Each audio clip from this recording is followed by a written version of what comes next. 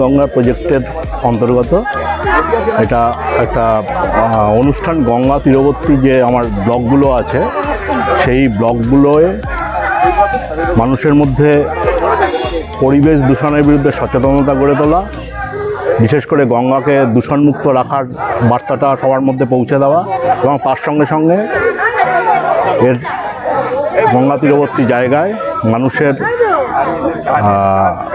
আর্থিক স্বাবলম্বনের জায়গা তৈরি করার জন্য সরকারের একটা উদ্যোগ এটা।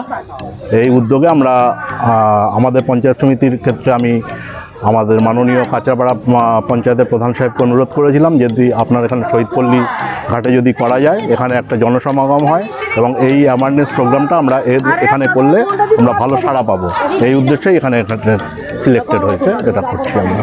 এই অনুষ্ঠানের মাধ্যম দিয়ে আপনারা মানুষকে কী বার্তা দিতে চাইছেন? মানুষকে আমরা এই বার্তাই দিতে চাইছি যে গঙ্গা আমাদের একটা প্রাচীনকাল থেকেই গঙ্গা আমাদের একটা লাইফ লাইন।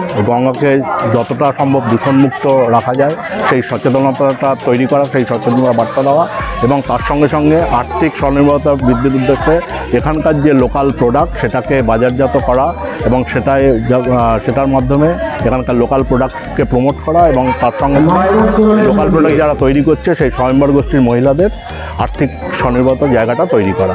কতগুলো মোটামুটি দোকান এখানে আছে?